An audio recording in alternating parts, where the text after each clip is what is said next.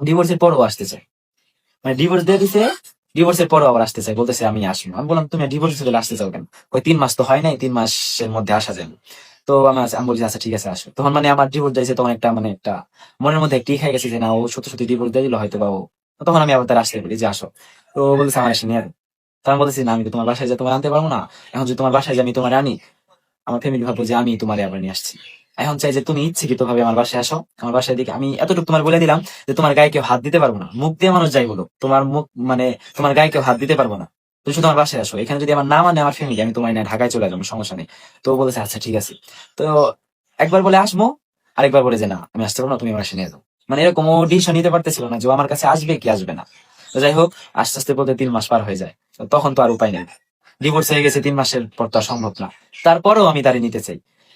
তারপর সে হইতেছে গিয়া, তখন সে আর আসতেছে না, বলতেছে না আমি একা যাইতে পারবো না, আমাকে যদি নিতে পারো তাহলে এসে নিয়ে যাও। তো এইভাবে আর তাকে আনাও হয় না, আর সেও আসে না। তার সাথে আমার যোগাযোগ ইন টোটালি অফ, মানে তার সাথে আমার কোনো যোগাযোগ নেই। মানে আমি যে তার সাথে যোগাযোগ করবো এটা কোনো মাধ্যম ছিল না, কারণ তার ফ্রেন্ড সার্কেলের কারোর সাথে আমার কথা হইতো না, প্লাস তার ফ্যামিলির সাথে তো হইতোই না।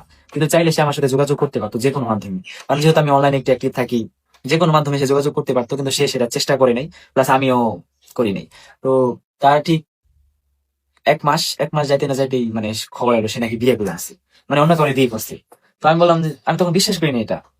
আমি বলছি না ও বিয়ে করতে পারে না, যত যাই হোক আরেকটা মানুষ বিয়ে করবে, আসলে কারো জীবন তো থেমে থাকে না। বিয়ে করবে ঠিক আছে, তবে সময় তো নিবে অনেক। প্লাস ও যে 1 মাসের মাথায় বিয়ে করে নেবে এটা আমি আর জানতাম না। প্লাস যখন আমি ওই মানে বিয়ের ছবিটা দেখি ওর হাজবেন্ডের সাথে, যে ওর বিয়ে হচ্ছে, তখন মানে পুরোপুরি বিশ্বাস করলাম যে আসলে ও বিয়ে করে নিছে। তো তখন দেখছেন অবশ্যই অবস্থা কি ছিল, অনেক খারাপ অবস্থায় ছিল, ভাবছিলাম হয়তো বা শেষ। তারপর যাই হোক এখন যা আছি আলহামদুলিল্লাহ, আল্লাহ যা করে ভালোর জন্যই করে। আরিয়ানের সাথে ছিলাম, হয়তো বা আরিয়ান না থাকলে আজকে যাই না কি হইতো। আর মাঝখানে একটা বিষয় হচ্ছে, এই খবর শুনে আমি বাসা থেকে বের হয়ে যাই।